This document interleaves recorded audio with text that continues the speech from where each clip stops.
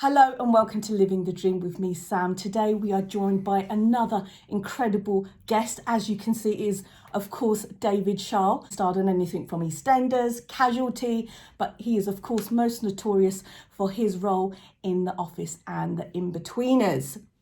David, you're of course an actor, director, screenwriter, comedian. Is there anything you don't do? normal work. Normal work. Now, you've got a really interesting story. You were actually born in New Mexico, is that right? Yeah, I on was. an air base? Yeah, on an American Air Force base, yeah. Tell us about that, because that's really Okay, interesting. Because not everybody is, not everybody I interview. Before we start, I haven't Right. told you this. Okay. So it's going to bring a bit of a somber note, but I feel like I have to say this. Okay. Because he's going to crop up quite a lot. But my father died like just about a week and a half ago. I'm sorry. But it's okay. It's his funeral on Tuesday. So what I've got to do this afternoon when you're gone is work on this song. See that guitar over there? Yeah. I just bought a little acoustic guitar. And I'm going to sing a song which is based on Ian Dury's My Old Man. So for those of you too young to know who Ian Dury is, Google Ian Dury and the Blockheads. Ian Dury, as in Jury? Dury. Dury, Yeah, Ian. yeah, Ian Dury, and he was a famous disabled singer who had polio, but it was fantastic. But I say all of that because my dad looms large in my life, and he was American, so that's how I came to be born in America, and he was in the American Air Force, and before he was in the American Air Force, he was training to be a priest, so he bailed out of the seminary where he was. I just covered all of this in my song, actually, funnily enough. And yeah, so he bailed out of the seminary, joined the Coast Guard, and then from the Coast Guard, then joined the American Air Force, came to England, and then met my mum on a blind date. Really? Yeah. That's incredible, right? But were you based? Were you born? Did you go back to New Mexico, and is that where you were born? I have never been back to New Mexico, but I've seen it on Breaking Bad. That's what I'm saying. That's really exciting. That's really why I thought, but there's a story in that. It's cool, isn't it? It's really cool to be born at the home of Breaking Bad. But yeah. How would you feel about? Because obviously you started on that. How would you feel about performing that in the video a little later on? What, the song? Yeah. Okay, but I can't play guitar yet. I can play piano, which you see there. Yeah. I used to play guitar. The reason why I brought that guitar over is my mate is going to strum some chords on it.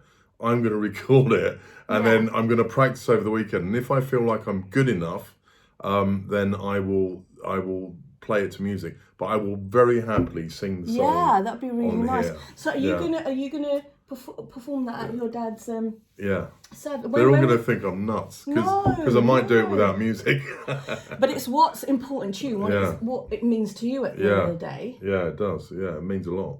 So how old were you when you came over then? Well, it's really difficult for me to remember because we were all over the place. I think we were in New Mexico for a couple of years, and then we went to Kaiserslautern in Germany, and then we went to Biloxi in Mississippi, where we survived one of the worst hurricanes in the world, which was called Hurricane Camille. Do you remember it? Yeah, I remember it vividly. How old were you? 6. And God, that must have been frightening. Right? Yeah, it was. And what I remember about it is we stayed in these like cubed pods, which were like new untested hurricane shelters, and that the Air Force had erected for all servicemen. So the servicemen were ordered to go into these hurricane shelters, and then what I remember is the roof started leaking in the shelter during the storm. Yeah. Wow. So and these like concerned faces of men were sort of smiling as I went to the loo in the wee small hours and sort of trying to stem the tide. So were they like those underground bunkers? No, it wasn't underground. It wasn't. No, it was above ground. So could you feel the wind or anything, or were you quite protected? I think what happened was my mum got us to go to sleep. Yeah. So I don't remember. I just woke up in the night and went to the toilet. But what we did do was survey the wreckage afterwards. So we went for a stroll, and there had been this brand new fun fair which had recently been built. It's completely obliterated. And the weirdest thing of all that I remember is dead cows lying on the beach. No, so they must have got swept by this hurricane to the beach. And we lived in a trailer at the time, and ours was one of only 2 trailers that hadn't been turned over. So we were very lucky. Fortunate, really fortunate, really right? lucky to survive that. Oh my God, right? Wow. There you go. I bet you haven't done a story like that Yeah, before. like, it's like, wow, get in there. Normally people build up to come out with stuff, but it's Well, amazing. it was almost as bad as Katrina in terms of the strength Wow. of it. So, and quite a few people died, you know, mostly because the people who tend to die in hurricanes are the ones that refuse to leave or decide that they're going to stick it out and not go to the shelter. Normally, if you go to the shelters, you'll survive it. But, Okay. yeah. So just some tips there in case you're ever faced with If you're in a sausage. hurricane, get out of town or go to a shelter. Don't try and stay in your house. So especially not if it's a mobile home. What led you to acting? Okay. Was it at a young age? No, it wasn't. I mean, this is the weirdest. So what's your story then? Well, this is because it the sounds weirdest. so interesting. Well, it's the weirdest story of all, really, because we eventually settled in Stevenage. My dad got out of the American Air Force in 1970, not long after that hurricane. So he'd been in it for 14 years, and we'd moved back to England, to Stevenage in Hertfordshire, and he'd had enough. So he decided to get out, and he used to go on and on and on about it was 6 years before his Air Force pension. So I was like, well, why did you get out? But anyway, so That's Dad's for you, right? Yeah, it's Dad's. Like, Dad's. they'll do something for the good of the family, and then and then never let you forget make it. us regret it. Yeah, you never hear the end of it. Never hear the last of it. So anyway, we settled in Stevenage, which is one of those new towns. All I'll say about Stevenage is it makes Milton Keynes look like it's got character. Oh dear, you didn't hear that from me. I'm sorry, people of Stevenage. No, I'm just kidding. But you know, if you live in Stevenage, you know there are a lot of roundabouts, a lot of dual carriageways. That was kind of the feature of the place. But so I became a punk rocker in my youth. Punk rocker. Yeah, but we did. From Stevenage, we went back one more time to the States, an attempted emigration in 1977, and it didn't pan out. Yeah. After 9 months, my parents decided they wanted to come back. Because your mum's English, yeah, my right? mum was English. She also sadly died in 2002. So we came back in 1977, and then I got into punk rock. I went to a not very good school in Stevenage. First of all, I started off in one of the good schools called Allane's, and then I went to a different school called Sheppelbury. And it was a bit... Is that where you were rebelling? Or... Yeah. Well, everyone in the school was rebelling. And the school's so bad it's closed down now. Oh no! I mean, it's like it wasn't a great school. But anyway, I was horribly bullied because I was the new kid. I used to get this all the time because we travelled around so much. Because I'd been to junior high in America. Yeah. And Is that quite cool? Is that it was a bit cool. It was a bit cool. But American kids are just like English kids. They'll pick on you if you've got funny accent and all of that. Yeah. But it turned out my cousin was one of the tough kids who'd recently left school. So when everyone found out he was my cousin, nobody touched me. No, yeah. And equally at Sheppelbury, I knew this. I've been very lucky with the tough guys I've known. There was a friend of the family that everyone called Tiny, who was about 6'6". Yeah. That's probably why they called him Tiny. Yeah. And one Friday night, my entire class informed me they were going to beat me up on Monday. It sounds like one of those films that you watch. You know, it's literally straight out of a film. I know. And I was a complete wuss at school. I used to hate fighting. But nevertheless, they didn't beat me up because this guy, Tiny, came into our class on Monday morning. And we had this complete lunatic in our class called Stephen Ball, who everyone called Ball Brains. Oh no! He went, right. What if he's watching, David? What if he's? Well, if he's watching, he knows who he is, doesn't he? So he came down. He went, right, Ball Brains. You see him? He's a mate of mine. You lot are a load of bullies. You touch him, you'll have me to deal with. And then, as Tiny went out, someone shouted out, "Oh, that's it, Dave. Get people to fight your battles for you." Oh no! So Tiny, you care even really? No. But Tiny came back in and he went, "Well, you lot are all ganging up against him. You're not very brave, are you?" He said, "Why don't you pick on me now?" Oh God! So the tables turned. Yeah. So anyway, I managed to get out of that. But I was into the punk scene in Stevenage, and we followed a band called Cron Gen, who I've subsequently reconnected with in recent years. Cron Gen. It's short. Yeah, it's short for Gen. It's short for Chronic Generation. Okay. And that's quite cool, though. Yeah. They had some great songs. Puppets of War, Reality, and all these Mindless Few. They had some great songs. Unfortunately, they've just decided to pack it all in, like in the last month. So Glyn Barber, if you're watching, thanks for the music. Thank you. But I think getting into punk unlocked a kind of creative side of me. Okay. And then I left school at 16. My first job was at the Wine Society in Stevenage. Okay. And I know, great job. It would have been for a teenager, right? Well, it was a great job for a teenager, and I actually don't drink anymore. I gave up drinking 17 years ago, and I'm sure the Wine Society had something to do with it, because we used to do wine tasting evenings, and everyone just got drunk. But essentially, I left that job so I could dye my hair peroxide and be like a proper punk. And then, so I did these dead-end jobs for a while, and then at the age of 19, I was going nowhere fast. And I'd been at a skills centre for 6 months, and I was rubbish at that. So I was trying to learn bricklaying, got kicked off that course for being rubbish. Then went on to the carpentry course, and I got some brilliant advice. The guy who's running the carpentry course said, "You've got 2 left hands, haven't you?" I said, "Yeah, I'm not very good at this." He said, "Look," he said, "I didn't find this; it found me." And I thought, what a sage piece of advice that was. So he said to me, "Is there anything you were good at?" And the only thing I was ever good at was English. So I said, "Yeah, English." I said, "I like, writing stories and stuff." He said, "Well, why don't you go back to college?" So I did. I went to Stevenage College, and then as part of, so I did some O-levels, and then I did A-levels. So I pursued English A-level. And as part of the course, we had to watch a play called The Caretaker by Pinter. And I kid you not, and we were watching a video of it, video of the stage performance. And I sat there, I'll never forget this day. Jonathan Pryce was in it with Warren Mitchell, who used to play Alf Garnett, and Kenneth Cranham. Yeah.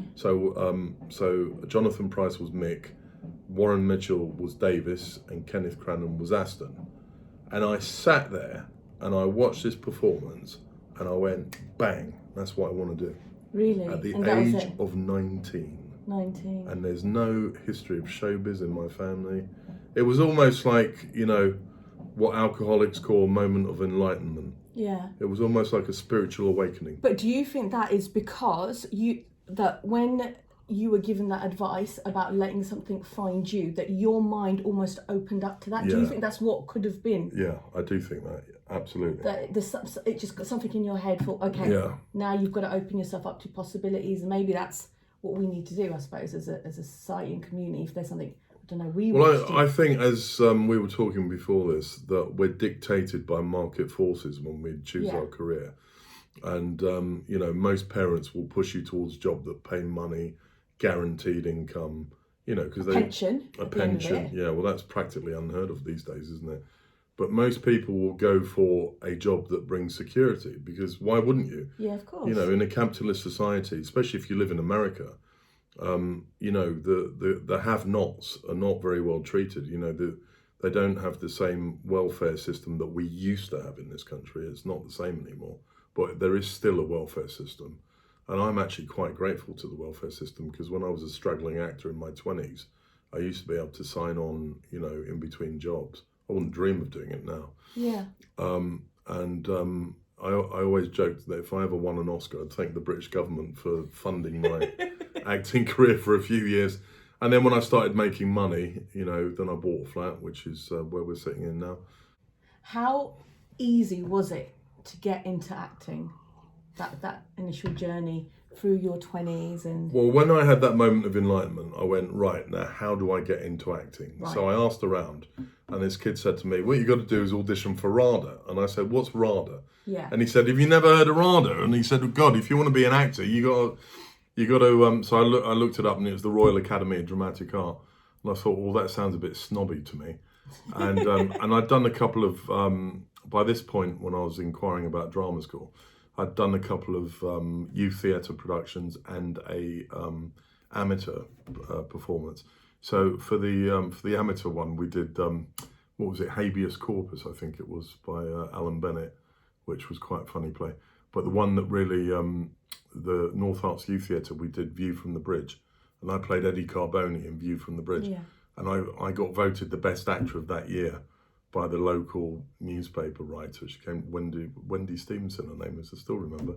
She worked for the Stevenage Comet, I think it was. And I'd actually done my work experience with her as well. But anyway, so when I saw that review, I thought, this is it. Yeah. This is what I want to do. And I suppose it was reinforced by the fact that you were getting recognition for it. yeah, I mean, it was only my second play, and they, everyone said I was brilliant in it. And so I was a bit cocky after that. Little did I know how hard it really was. So I auditioned for RADA and Central, and I didn't get in. I did the wrong speech at Central. It makes me laugh now because they have prescribed speeches that you have to do. I actually sit on the auditioning panel there.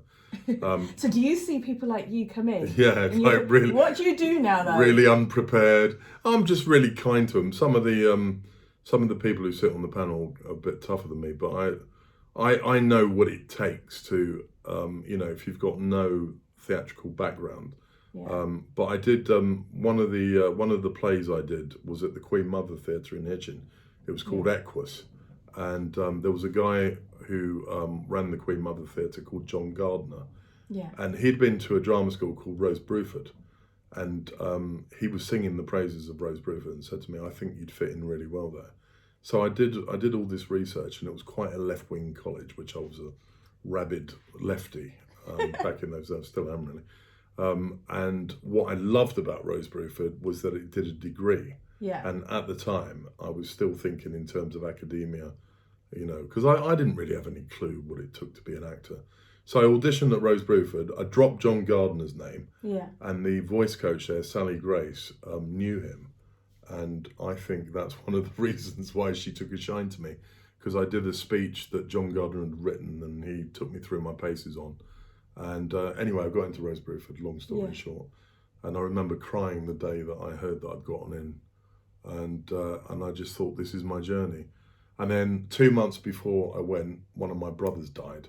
Oh, it was horrendous. He was 17 years old. I say this because I'm a firm believer that in this career, you have to keep going during the slings and arrows of outrageous fortune. So 2 months before I was due to go to drama school, my brother died. So I went with that backdrop, and I was kind of not really present for the first year. I was just in such terrible grief, and I was still really indisciplined because I came from this kind of slightly anarchic, rebellious Stevenage background. So I was really lazy. I didn't know what it took to be an actor. I wasn't doing the work. I was kind of I was taking the piss out of the head of acting, who was this very fierce man called Percy Stephen, and he was quite a camp guy, And I'd never seen any camp men before I went to drama school. I wouldn't say I was homophobic or anything like that. I just was unaware. I was stupid, a bit ignorant really. And anyway, I sort of slightly took the piss out, and he screamed his head off at me. Oh no. I remember he said to me, David, if you think you're such a fucking good actor, you can get out of my class. And I stood there trembling. Is that just what you needed though? Yeah, it was. It was a kick up up the arse. Because I was half in grief, half in laziness. Yeah. I was a bit of a mess. And that was in the second term that happened. Because in the first term, you just spend all your time sort of getting into character, thinking about playing character. That's all you do for term one. And then term two at Rose Bruford, you did scene study. Yeah. So it was in this scene study, ironically, from A View from the Bridge. And so that was a real jolt to me. I was like, whoa. And I thought, okay, am I serious about doing this for a career? And were you at that point? At that point, what would always happen with me is I'd get really keen on something. Then when it became hard, I think, I don't want to do this. Yeah. So for a little while I was thinking, I don't want to do this. It's too hard now. Yeah. But then I thought, no, I've got to get my degree. I've got to get through the course. So then it became about surviving the course. So they put me on a letter of advice, they called it. Were you in trouble? Yeah. Well, if you get, then the next step after that is a warning, which I then got put on at the next term because we did act study, and I played Uncle Vanya. Yeah. Which ironically I'm going to see tomorrow. Tonight actually I'm going to see Uncle Vanya with Toby Jones in. So it'll be interesting because it'll only be the second time I've seen it since I left drama school. But I was late for the performance. It wasn't my fault actually. The person I got a lift off was got stuck in traffic because by this point we'd decamped out of Sidcup, which is where the drama school was. And actually Sidcup has loomed very large in my life Because in The Caretaker, Davis talks about getting down to Sidcup to get his papers. Yeah. And the drama school was in Sidcup. Sidcup. I was living in Sidcup. Anyway, I moved out to Lewisham after the roof of the house I was living in collapsed due to bad weather. And then it was like really bad weather this day, and we got stuck in traffic, and I was late for this performance. And I was terrible. I was so nervous, you know. All the kind of acting teachers were sitting there, and I wasn't very popular anyway. And so I failed dismally. And Percy said to me afterwards, "You were just trying to get through it, David."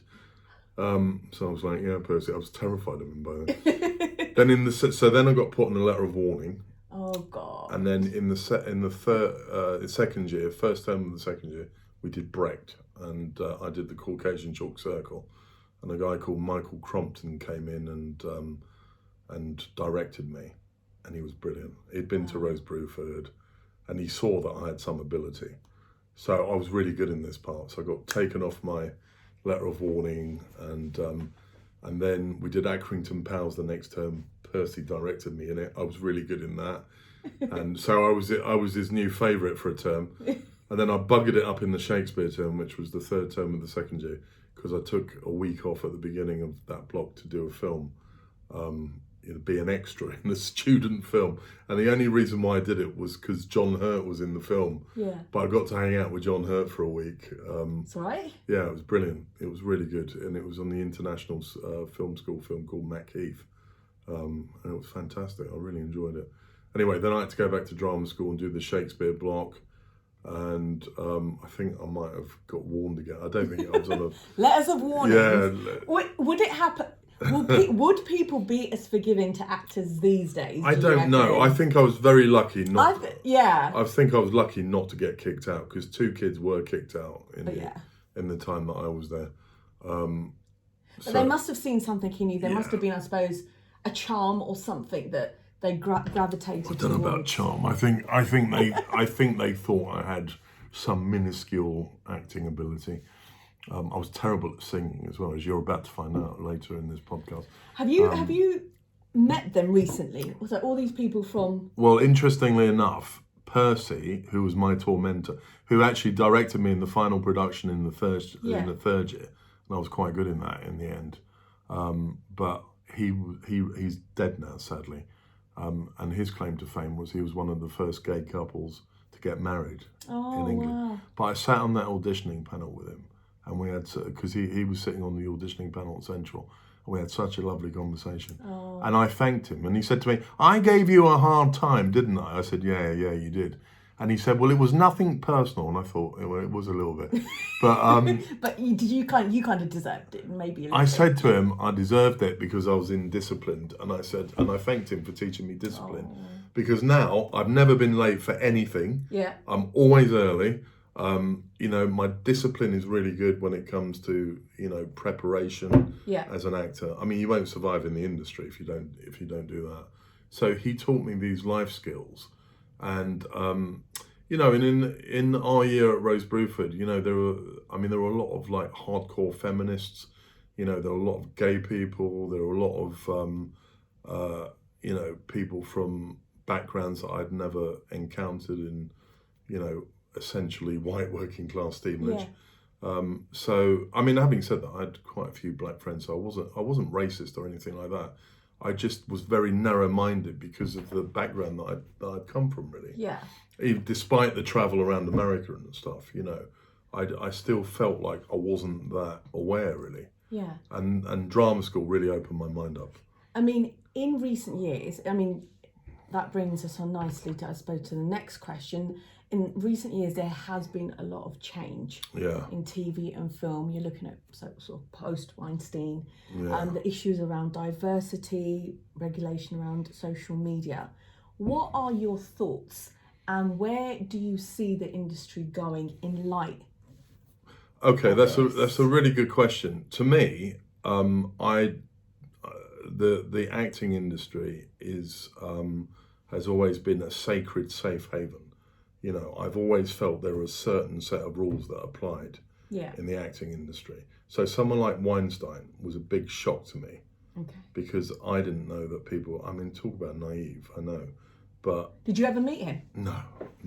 I'm glad I never met him actually. But at Rose Bruford, we had that kind of respect for women instilled in us. I didn't need it instilled in me anyway, because I grew up with 2 older sisters and a strong mother.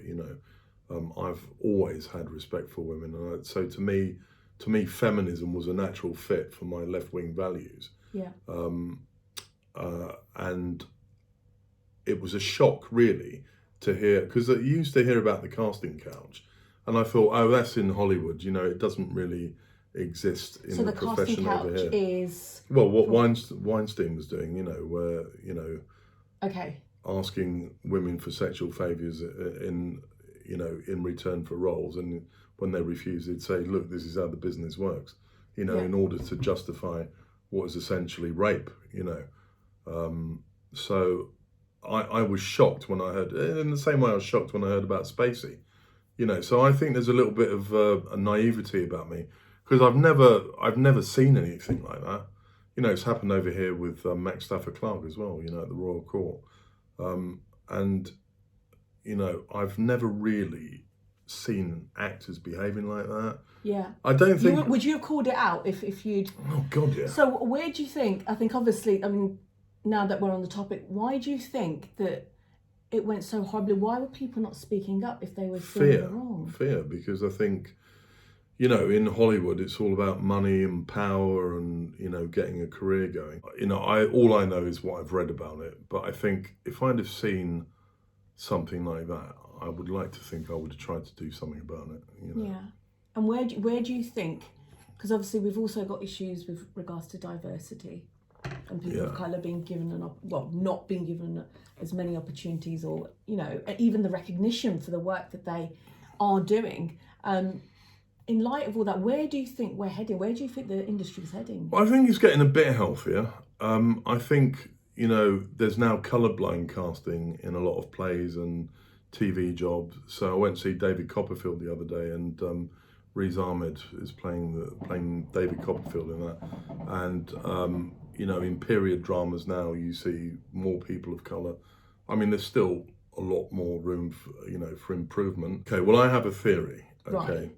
And my theory is this. Now, when I went to Rose Bruford, there were a lot of working class people in the acting profession, okay? So one of my great heroes is Gary Oldman. And he's brilliant, right? He's a fantastic actor. Brilliant. He went to Rose Bruford as well many, many moons ago. And at the time when he came up, there were a lot of working class actors. I'm thinking of like Kathy Burke, Mark Wingate, some actors that I know like Perry Fenwick and Steve Sweeney, who was in Lock, Stock. So all of these people were my idols, but I'd see less and less working class people coming through. Right. So it's probably the same for people of colour. What it appears to be is that the acting profession has gone very white middle class, because those are the people who can afford to get into drama school. Those are the people who, as I say, can afford it and are not thinking in terms of financial security. So I feel like we've taken a backward step, because since the Tory government's been in power, it's harder and harder. They've started charging for education. When I went to drama school, I got a full grant. Yeah. And I could claim housing benefit in the holidays. If you're from an impoverished background, that's not as easy. And I think also it comes down to, like you said, connections. If you've already got a certain demographic in a position, then if they don't have any form of sort of relationship or association with people of different backgrounds, then they're less likely to integrate them. I was working with an actor from Bradford called Akib Khan on this thing called Ghosts that I've just done. Fantastic job, by the way. And was it a film or was it? No, it's a TV show for the BBC. Okay. It's the 2nd season that I've just been filming. And Akib is from Bradford. He's we told me he's originally from Afghanistan. He's going on about Genghis Khan. He's a very funny kid, but his heritage is Pakistani as well. And he said, Bradford's not really conducive to getting into the acting profession. And he managed to get a part in West is West, which was the follow-up to East is East. Yeah. And then he's in a thing at the moment called Ladhood. So, he's had a very blessed start to his acting career. But he still lives in Bradford. He still hangs out with a lot of the same people. And he said he doesn't really feel part of the industry, even though he's Yeah. done this incredible work, and he's a lovely kid, and But it's so important to stay grounded. Yeah. But at the same time, he's had to do a job that relates to his appearance, Yeah. his ethnic background. Well, I think so much of casting is what you look like. Yeah. Because, you know, I always get cast as either tough guys or, you know, twatty dads or whatever, you know, and I mean, my accent's changed from what it was in Stevenage, you know. I mean, people can still tell I'm sort of Londony. Londony, Yeah, I love that. but Londony, as opposed to like Cockney geezer, which is often what my parts are, you know, like Jay's dad or the warehouse guy in the office, Taffy.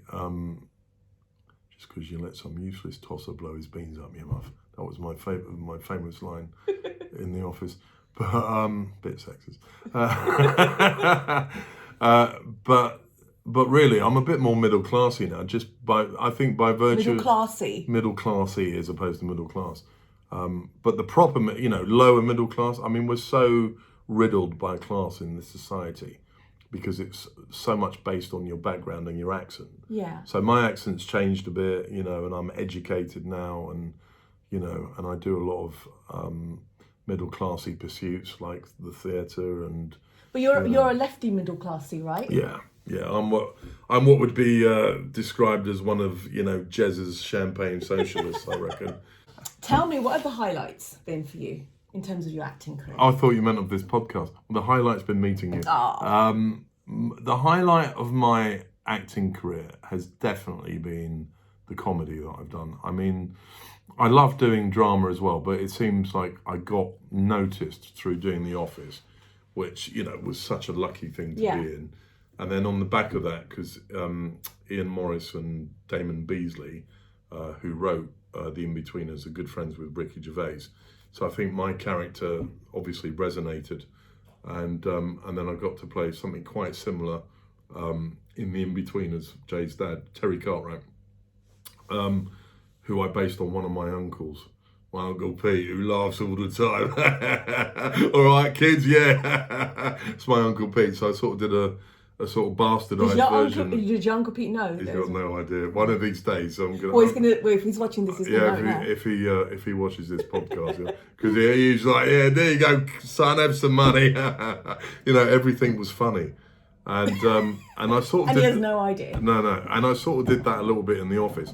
So for the In-Betweeners character, I just upped the piss-taking level as well, because when I was hanging out in Stevenage, we all used to rip the piss out of each other, and some of the kids' dads used to do that as well, you know, and I used to think, oh, that's a bit harsh.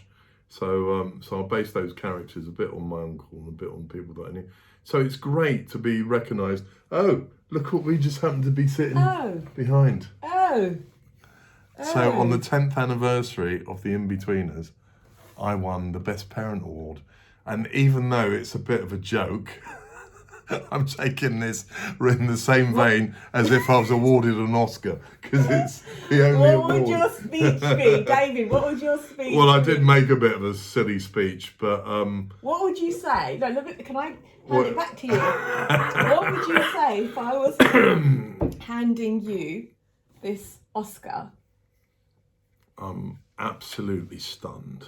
Thank you very much. This is a very humbling moment for me. I'd like to thank the British government for funding my acting career all through my 20s when I was unemployed. That is seriously what I would have said if I ever got an Oscar. I'd like to thank Percy Stephen and Rose Bruford for teaching me discipline and to stop being a twat. And I would like to thank all of those people who have supported me, including my parents, my long-suffering, poor, dear departed parents. And I'd like to thank everybody who's ever given me a job. Thank you. Hey, there you go. It's going to happen. And myself for being so amazingly talented. No, I'm just kidding.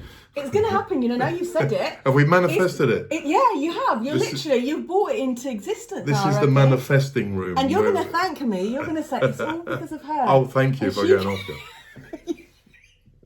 What's your name again? I'm just kidding. Sam Javid, is that right? Yeah, Is that you'll be going, what was their name? I can't, that girl. It's on YouTube and, podcasts somewhere. Have you got the same name as the guy who just resigned from... Oh, please, why did you say...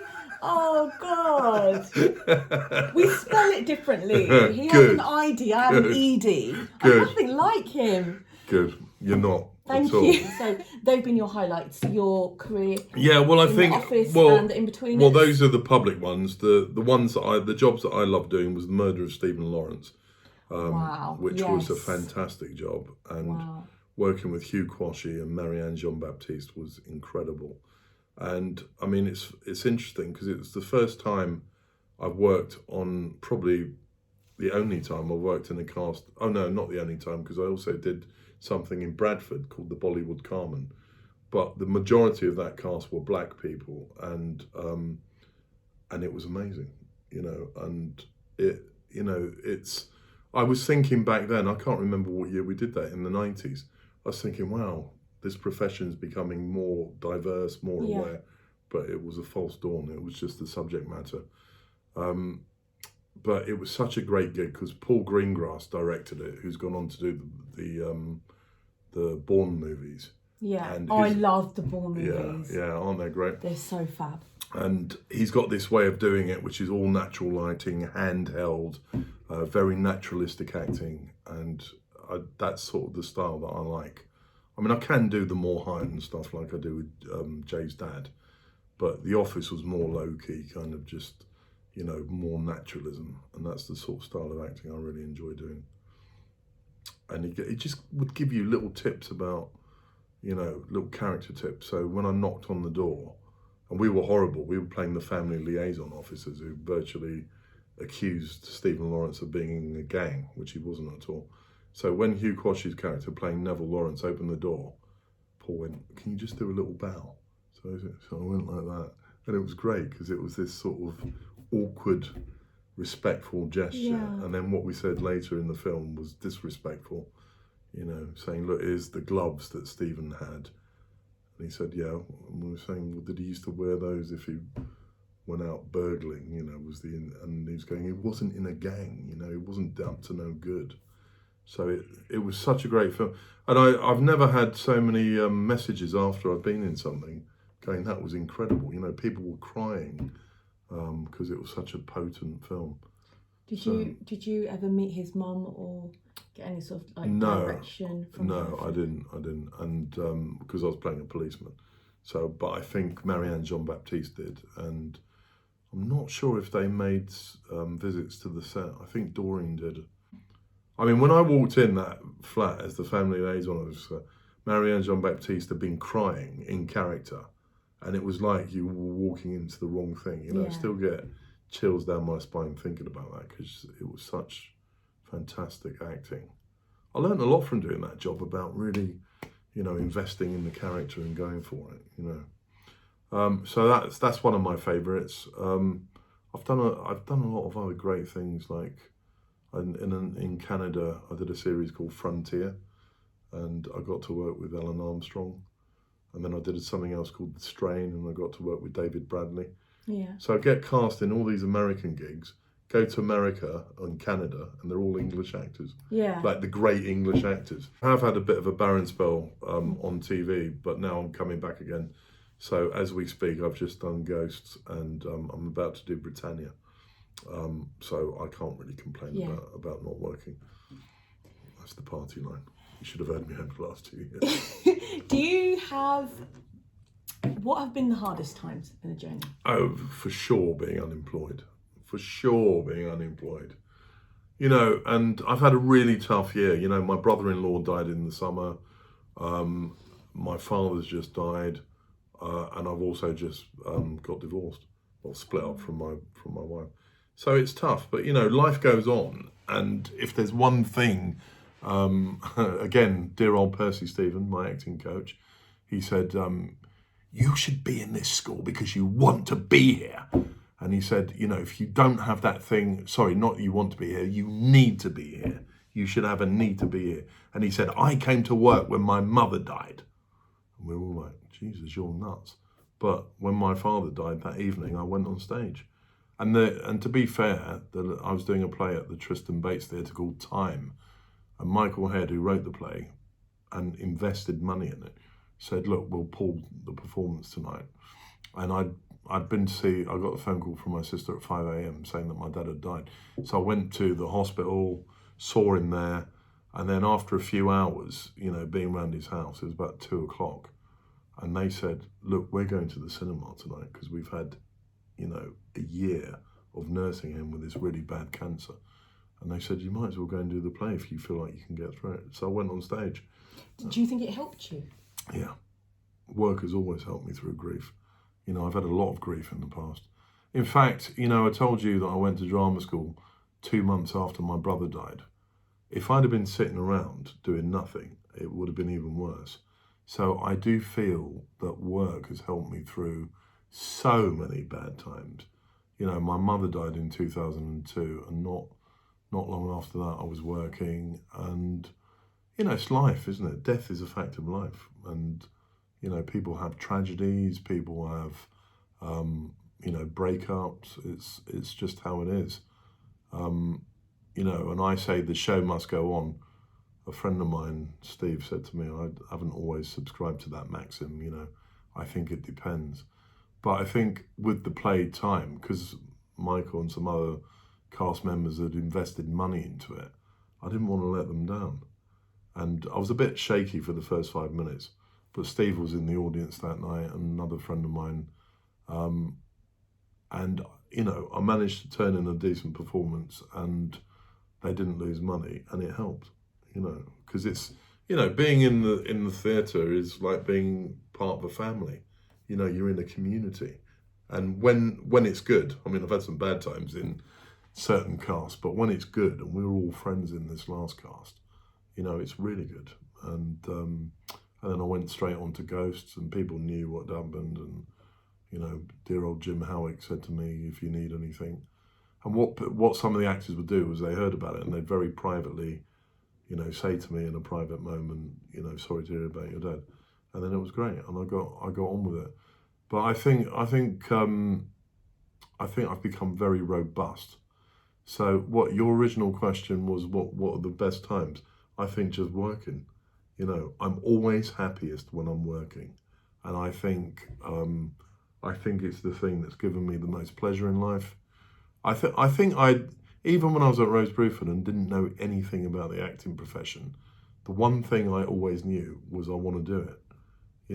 And all those moments where you doubt yourself, which I had loads at drama school, loads since drama school. I've had a lot of time of unemployment where I've done a lot of different jobs.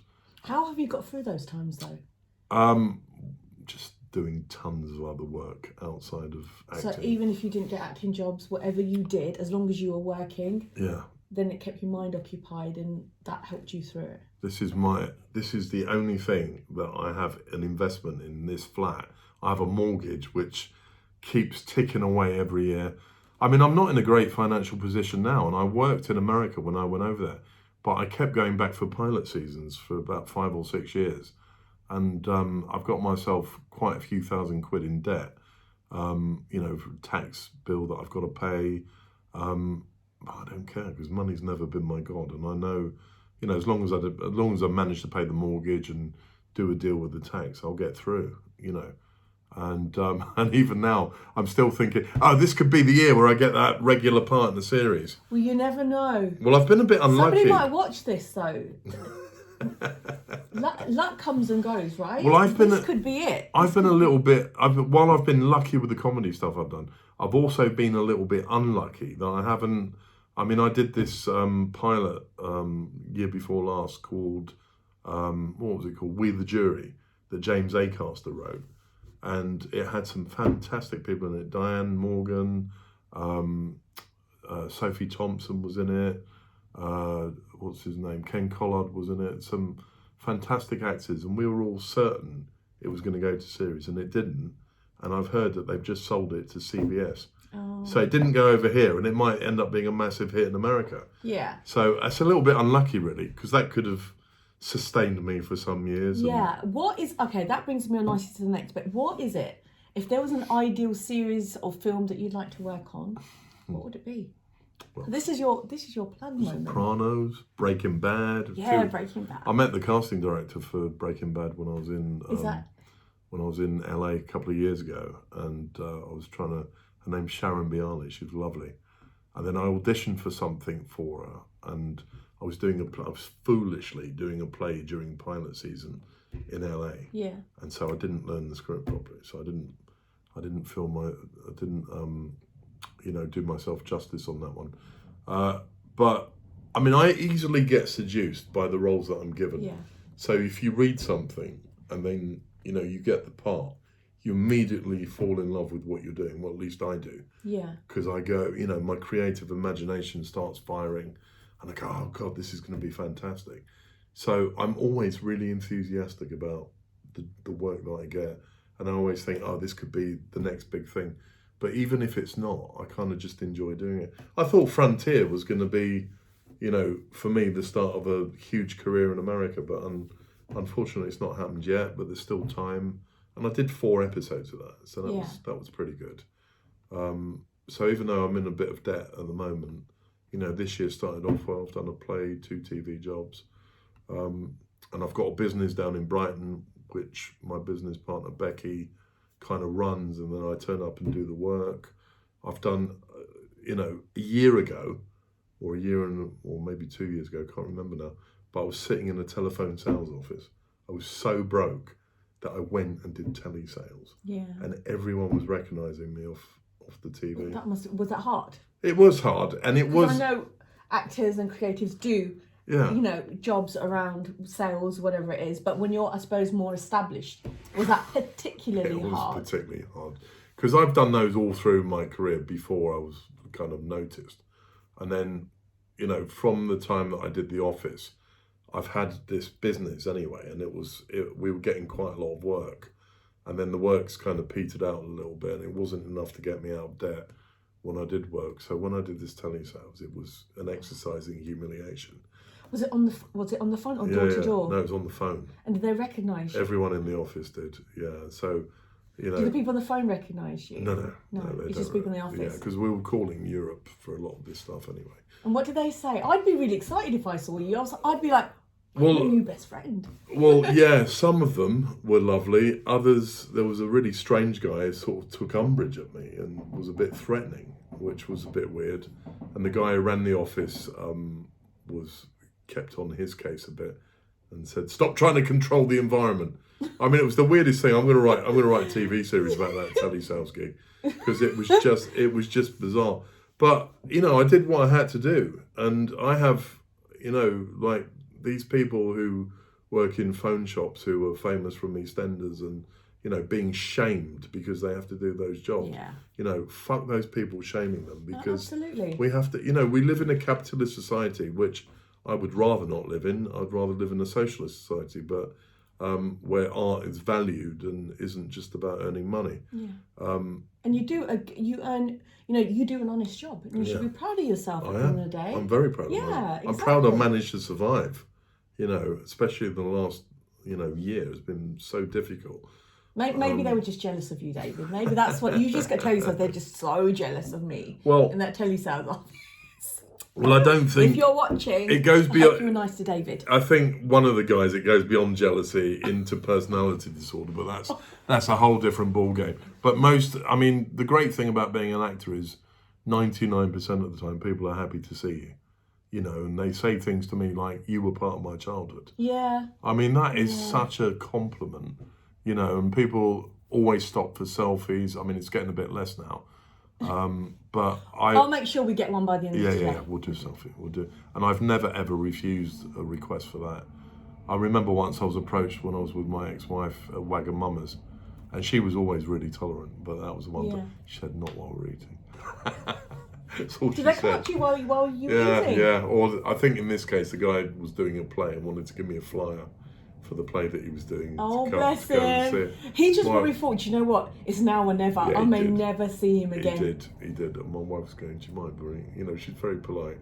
But I felt bad about that, because I was thinking, well, if you don't want to be in the public eye, don't do work that takes you in the public eye. And I've never been one who's courted the press or done any of this reality TV stuff because it's not. Would you do it? No. If you were asked? No, it's not what I want to do. I want to be an actor. I don't want to be famous for eating slugs in the jungle, you know. Even if it gets quite lucrative in terms of... They paid me $100,000 and it was going to pay off my... I think they've paid people a lot more than that. Have they? Well, because suddenly thinking, oh... I object artistically. Tell me, do you have any unfulfilled dreams? Yeah, I do. So, what are they? I mean, not many, because I've done... The year before last, I did a film in Hollywood with a female director called Lydia Dean Pilcher, and it was called Liberté, A Call to Spy, and it was written by Megan Thomas, and I got to work with the most amazing actors. The amazing Stana Katic. She's such a lovely person. She's in a thing called Absentia. And she's such a brilliant actress. She was playing Vera Atkins. So it's about the women who went over to France and were spies. So my character was based on a real person called Chris Gubbins, who was head of the Secret Operations Executive, the SOE, which were the precursor for MI5. So there I am in Hollywood. Well, actually, we were filming in Philadelphia. And I worked with Linus Roach, again, another English actor. Worked with another guy called Sam Rokin, who was in the kitchen at the National over here. He had quite a big career over here. So he's gone to live over there now. And we were in these British Second World War uniforms. And we're walking out in the street back to the hotel from the location. People go, "Thank you for your service, sir." Like Americans thinking, and I was going, and then I just went, "You're welcome." You know, I didn't want it because it was so earnest. But I was thinking, we're wearing British Second World War Army uniforms, and they're thanking us for our service. But anyway, it was quite an interesting thing to experience that. So I've done a film over there. I did a series in LA called You're the Worst, comedy series with another British actor called Chris Gere, and some lovely American actors as well. But is there anything? That's in answer to the question, my ambition is to go out there and do an amazing movie. Okay. Scorsese film or something. Scorsese. So Martin Scorsese, if you are watching... Kiss a job, mate. David is available. What are your plans for the future? Just to do whatever auditions I get and hopefully turn them into work. Because self-taping is now such a huge thing, as you know. And I've got representation in America. I do hundreds upon hundreds of self-tapes every year. I mean, they're getting a bit less in America now because I haven't been able to go back there. So I think they're giving up on me a little bit over there. But I'm forever doing self-tapes. So Frontier was offered, straight offer, no self-taping. Almost all of the theatre work I get over here, straight offers, no self-tape, no auditions. Yeah. So that's a great position to be in. Yeah, but I would like to work at the National. I would like to work at the Royal Court and the Almeida. Those are and the Donmar Warehouse. So the Bridge Theatre as well. The big five now. Okay. So that's my ambition here, and that's David's unfulfilled dream. Yeah, and also on top of it, top of it to do a major film over here. I'm writing one at the moment called Heavenly Waters, which is about an old rock band who go over to Italy for one last hurrah, and they discover they're famous. And it's it's sort of like the in-betweeners for, the older generation, four men behaving badly. So I've written. Does that really happen? I don't know really. I'm sure it does. So I've written the film with my friend Kim Leggett, who's a producer, who did that documentary about handmade films, the company that George Harrison invested in. So we're hoping to get funding for that film. And I've written a gangster film called Back to Archway that I'm trying to get funding for as well. That's the dream, to do your own stuff as well and to go to America and do something amazing. I'd like to get a regular part in something in America because it's much better paid and it runs for longer. Of course. Yeah. Is it, apart from the things you've told us about your act in terms of acting, is there anything that people don't know about you? Give me 3 things people don't know about you. Turn the camera around to there. Can you turn it around to there? So there's a piano, there's a guitar. So about 4 years ago, I taught myself how to play piano from the internet, and I'm actually not too bad at it now. I wouldn't say I'm good, but considering I taught myself, I can play City of Stars. I can play a few things from that Carol Barrett book. I bought an acoustic guitar yesterday because I used to play guitar when I was a kid, and I'm going to take it up again now. The ripe old age of 56. But that could be a route into something Yeah, different. busking when I'm so skinned. Not busking. But well, I'll tell you something else people don't. To... Well, I'll tell you something else people don't know about me is I've performed at the Rebellion Punk Rock Festival in Blackpool 4 years running. I perform poetry. So I write my own sort of punk rock poetry, which was very influenced by John Cooper Clarke. And my friend Steve North, who you've heard me mention, he's in a band called the Goon Squad, and he always gets me up to sing. Yeah, he always gets me up to sing alternative TV's Action, Time and Vision, and I always get up there and sing it badly.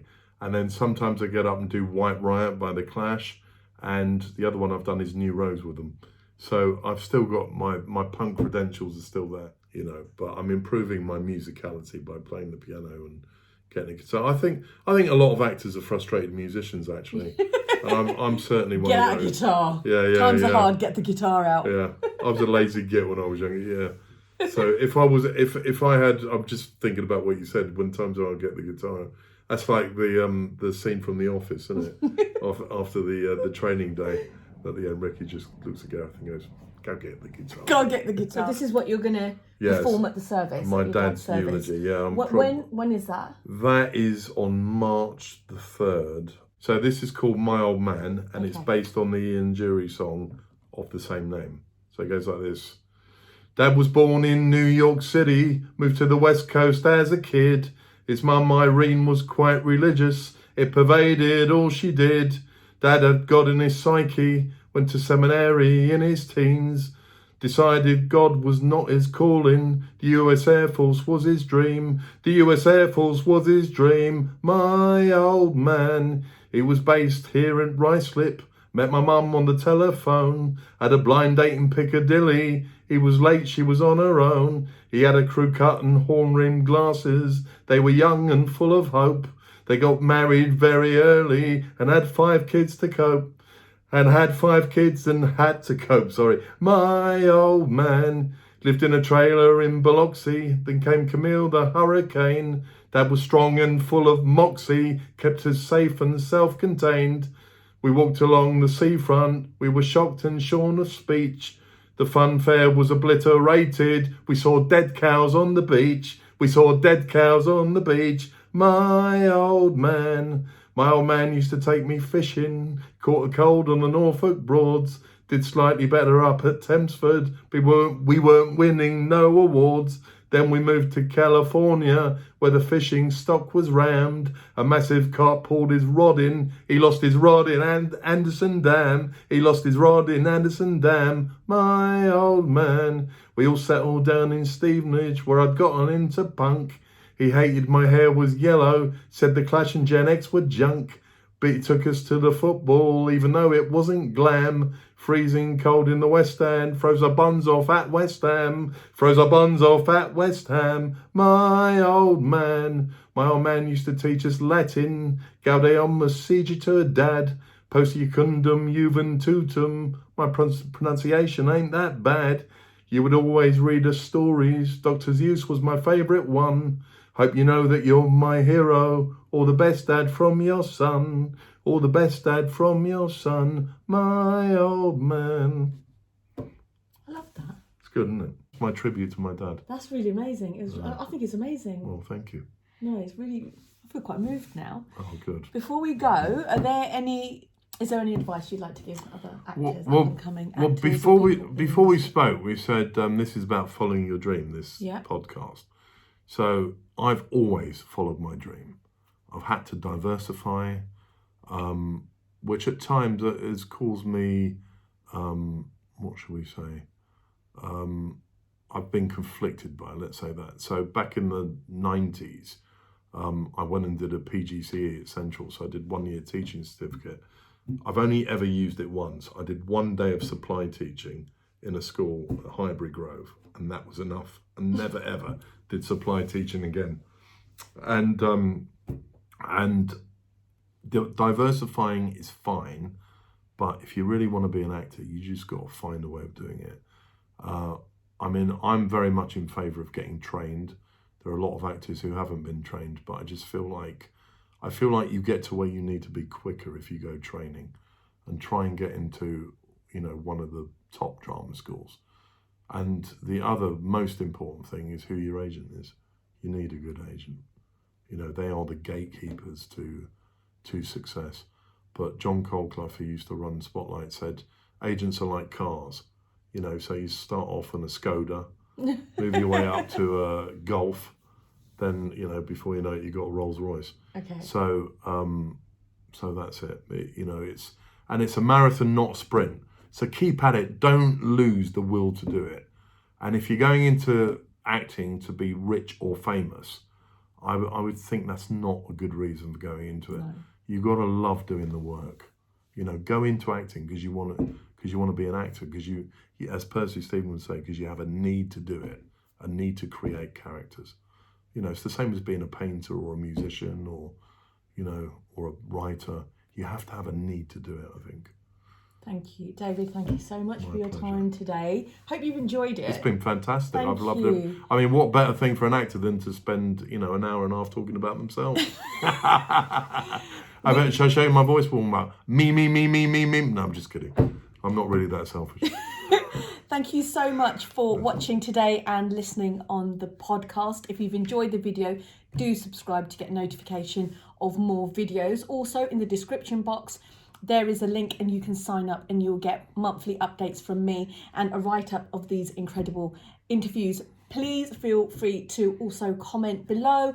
Please try and keep it constructive and be kind. Thank you so much for watching. Yeah, because if you say anything nasty, I know some dodgy geezers from that last play I did. That's it.